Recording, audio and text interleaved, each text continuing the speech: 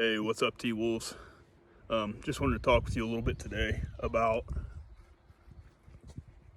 different training splits as it pertains to weightlifting and how you need to pick yours based on what your personal goals are, and what tends to work best for most people. The traditional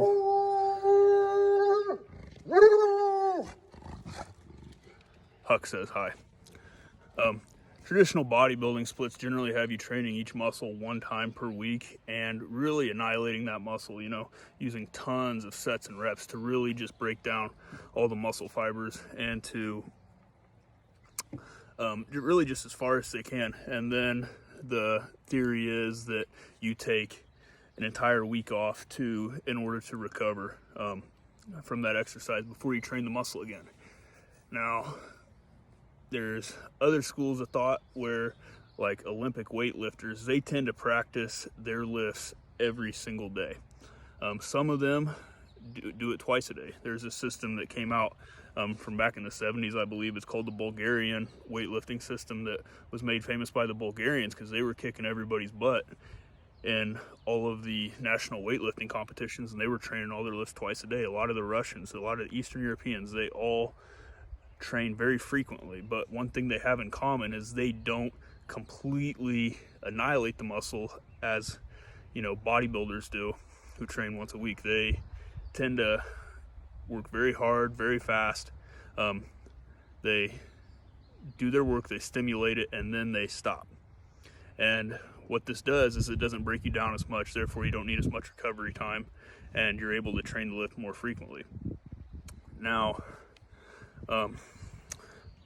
so I've found really the best blend seems to be somewhere in between the two methods. I think that you can train everything a few times a week. Most people can train everything 3 times a week. Usually that equates to 5 or 6 workouts. How you split it up is up to you. There's ways you can do it.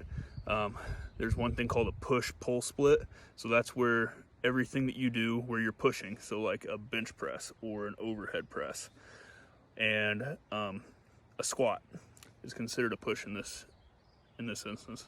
Those things are on your push day, so that's day 1, Monday, and then your pull day is day 2, where you do pull-ups and rows and curls and deadlifts or cleans, anything where you're pulling. So that would be day 2, and then day 3 you go back to push, day 4 you go back to pull. So that's one way.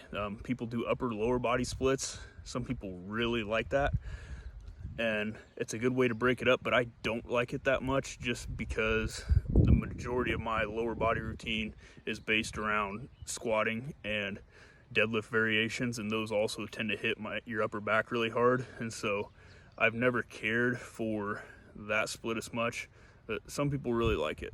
So that might be something worth trying out.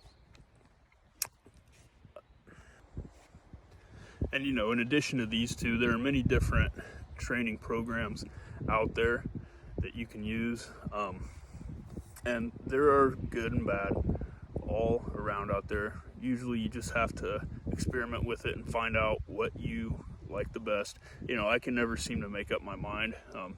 There are some times whenever I'm saying, oh yeah, I've been training like this for 6 months, and then I'll get curious or have an idea and start switching some things up, and the next thing you know, I'm not even following anything close to that routine anymore. But then whatever I'm doing there, it makes sense to me, and so that's what I pursue. Like right now, I'm training each muscle group between 3 and 6 times a week. I'm squatting every day is something I'm doing, and it's never too much that I can't recover from it. But I'm squatting every day, and then I'm training every other muscle group 3 times a week. And so far, I like the early returns on it. I feel really well. And that's something else to keep in mind. Like, your training routine shouldn't completely wear you down to where you feel unrecovered and you are lethargic and not motivated. You should choose a routine that motivates you to go and do it every day. And that is one of the most important things too, is longevity is a huge thing.